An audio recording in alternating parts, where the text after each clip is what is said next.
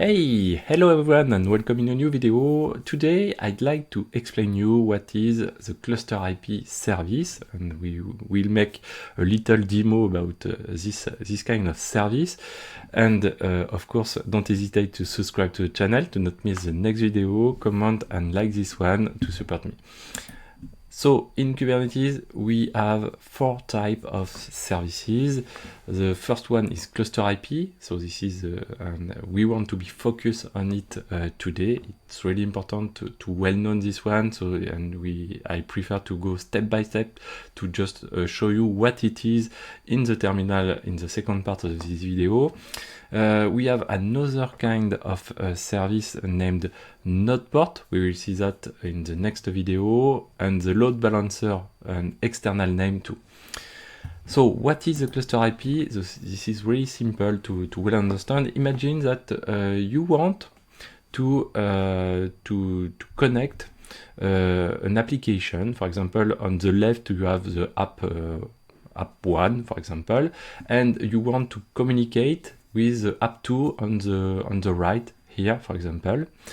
And of course, you know now that each pod has a dedicated IP, but if this pod is killed, you probably lost this IP. So this is a real problem and you need to solve it. How to do that? So you can't declare and set this IP in your app1 settings, of course, because when you kill this pod, you lost this IP, and of course you lost the connection with your app1, and you can't restart this application to be sure to communicate with this IP, because this IP totally disappear. So how you can handle and solve this kind of issue? This is with service, and specifically with ClusterIP service. ClusterIP service ensure for the security side to not communicate outside the cluster, so this is really secure, and ensure that all applications in your Kubernetes cluster can communicate with all other applications. So we will see later that we can use, for example, network policy to ensure inside the cluster that you can apply some rules like IP tables to allow or not that this app1 application can communicate only with app2 but not with app3, for example.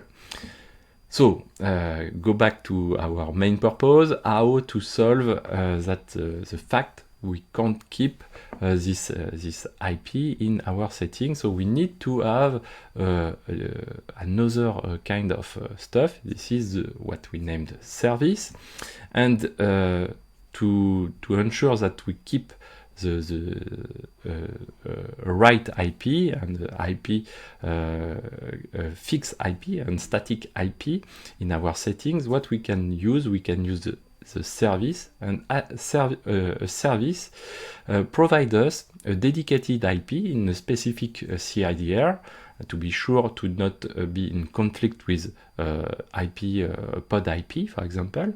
And when you set a service, we will see that just after, so Kubernetes provides us an IP and a port, and of course this IP and port allows us to map with the dedicated pod for this kind of application, and this is specific for this service.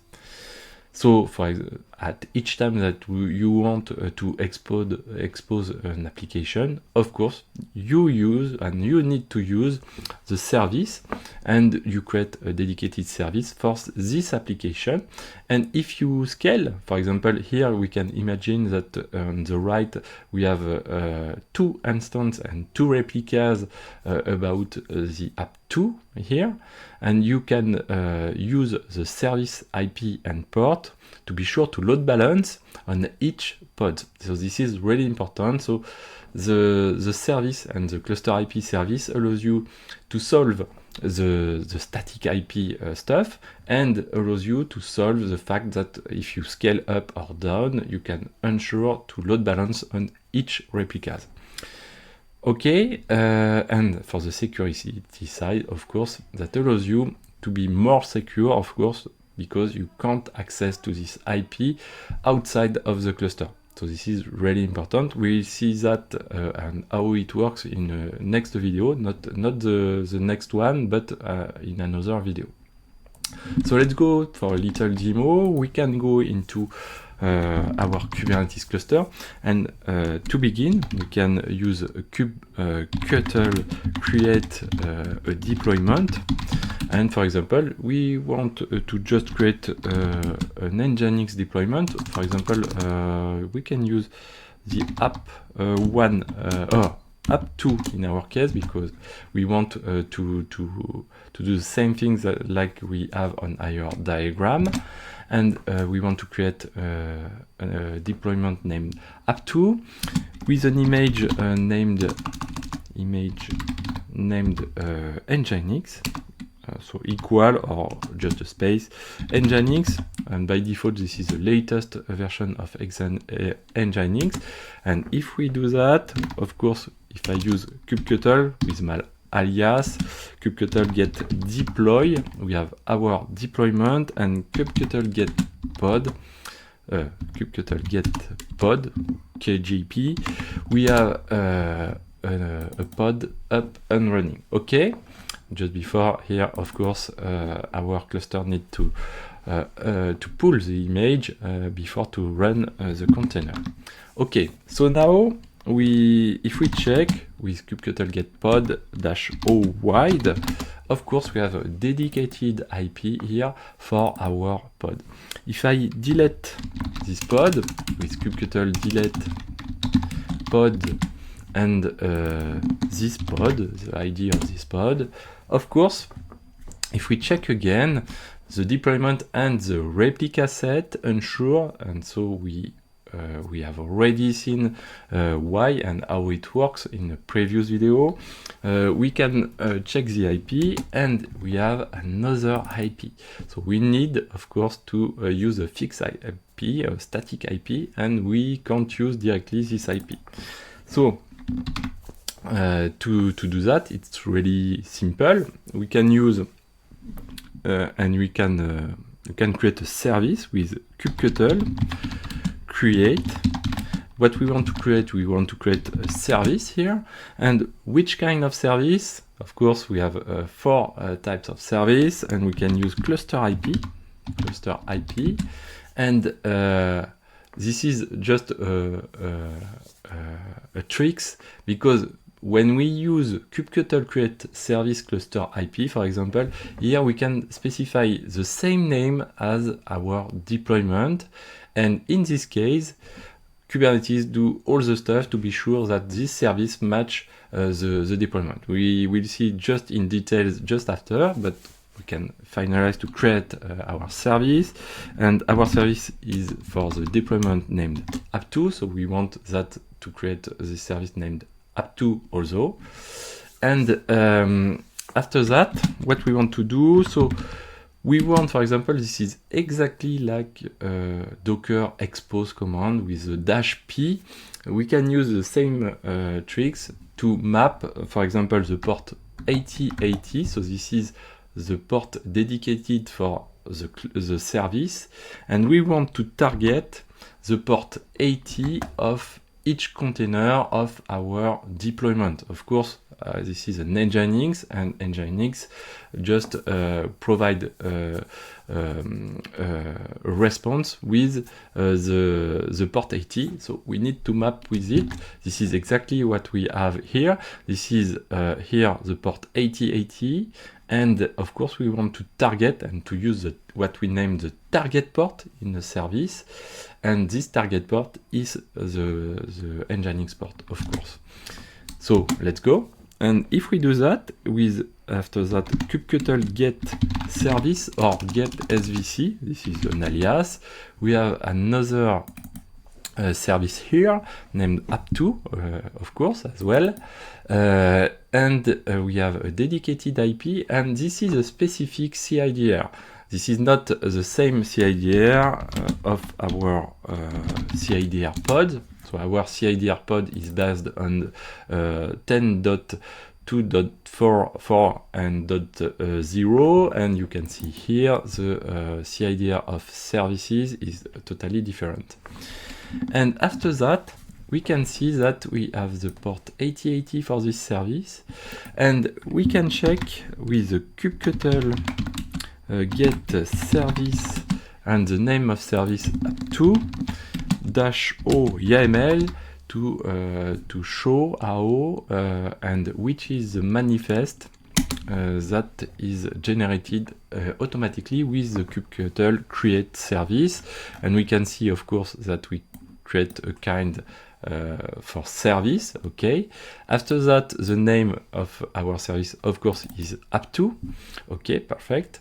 By default, we have a labels based on the key app and set the value to app2. Okay. After that, we run a type ClusterIP for this service. Okay. And we have our matching, our port matching here.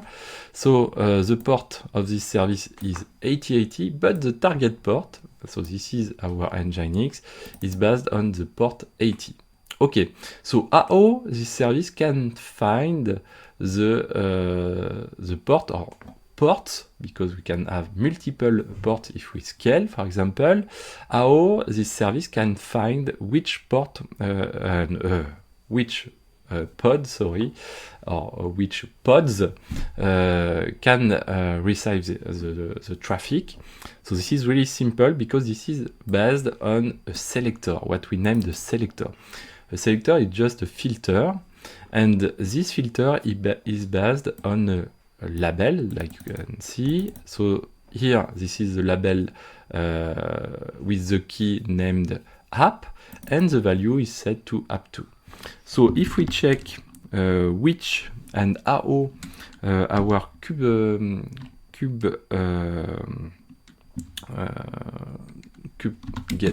so with kubeget deploy app2, we can just have a look into our deployment manifest, and if we check into it, remember that we have a template of pods created by this deployment and the replica set between the deployment and pods. And you can see here, of course, we create a container, in our case only one container here, based on the image Nginx, of course. And if we check the template, the part metadata in this template, we want to create pods with this template with a specific labels based on app for the key, and the value is app2. And that match, of course, the service named app2 and the selector into this service. And of course, this is how it works. So this is really, really simple. So after that, we want to test it. So to test it, so for example, we create here one pod, app2 and the app2 service. Now we want to create, for example, the app1, and to do that we can use, for example, kubectl create app so deployment app1, and what we want to do, we want to use, for example, an image based on Debian, and we want a specific command to be sure that the container run forever. And to do that, we use the command sleep, and we want to use the sleep infinity to be sure that it run infinity, so forever. And after that, with the kubectl get pod, of course, we need to pull the Debian OCI image. But after that, after a few seconds, I think, now we have pod run up and running. And remember, in the previous video, we know that we can use the kubectl exec command to attach or to go inside the app1 pod, or it's better to say we go inside the container, the Debian container in this case. So we want to go inside this pod, of course, we want a terminal interactive mode, and we want to use a bash into it. So to do that, it's really simple to do that. After that, what we want to check, so if I have a look, so we can open a second terminal on the right with our vagrant SSH. We can go inside our virtual server, of course, and we can, for example, kubectl get pod -o wide, okay, and we can simulate what we explained in the theory. And for example, we want to curl this pod, so the app2. And to do that, of course, we want to have a curl. By default, I think, yes, no curl. So we can ping this IP at no ping 2. So this is not a problem. So just apt update before, and we will need to install here apt install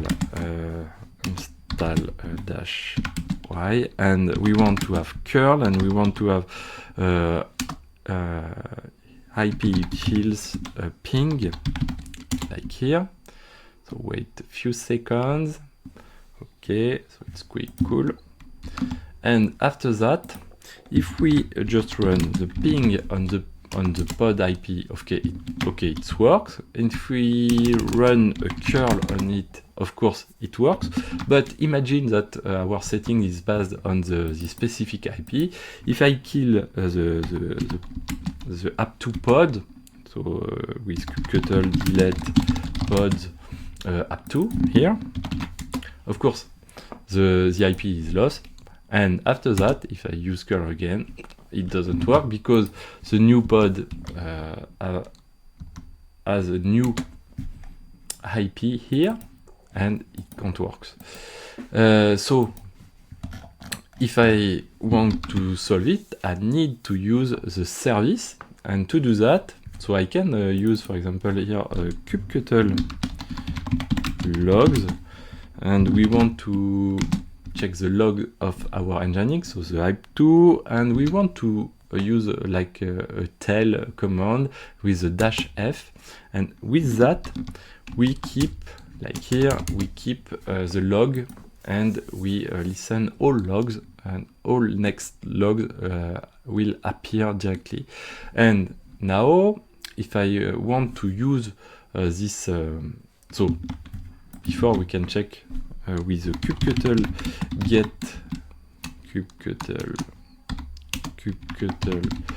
get svc for service, or service directly. We can use the specific IP for our service, and if I use curl on the IP of service, and by default on the port 80, it doesn't work, of course, because we know that we map the port with the port 8080 for the target port 80, so it works for the port 8080. Okay, and now it works also, so we can check with the log, and you can see here that we have 200, so it works, and we can just run curl again, and you can see this is a new line, and it works, of course, for this pod. And we can use also the kubectl scale, scale, and what we want to scale? We want to scale a deployment and the app2 deployment to just load balance on many pods with our service, and how many replicas that we want. For example, we want to have 10 replicas, so it's okay. I use kubectl get pod, and now we have 10 replicas, so container, oh yeah, so we have 10 replicas of app2 deployment, so it's okay, and it is it's provided by the service, And for example, when we use here the curl on our service, we load balance on each pod, of course, and it works totally automatically. So it's really, really cool. And also, you know that we can use a DNS, and Kubernetes provides us directly the DNS with the service. And for example, if we want to not use the IP of the service, because maybe the IP of the service, if we delete the service and recreate the service with the same name, we are not sure that we will keep the same IP, and it's pretty sure that you can't keep the same IP. So it's better to use a DNS, and a DNS is based on the name of our service. So our service is named app2, and after that, this is the name of the namespace, and by default we create all object, all resources directly in the default namespace. So the namespace is named default, we can use default, and what we want to match, this is a service, and after that the cluster.local. Cluster.local is just the domain and the main domain about our Kubernetes cluster, and we can use it, of course, with the port 8080, and it works again. And by default, if you are in the same namespace for the app1 and the app2, so this is the theory, you can directly use app2 and the port 8080, and it works. But if app1 is in another namespace, you need to provide at the minimum the namespace, so you can use, for example, app2.default, and it works also. Okay, and of course you can scale up and scale down, and it works as well. That's all for today. Thank you to follow this video, and don't forget to subscribe to the channel to not miss the next video, and to support me. Like and comment this one, and see you in the next one. Bye bye.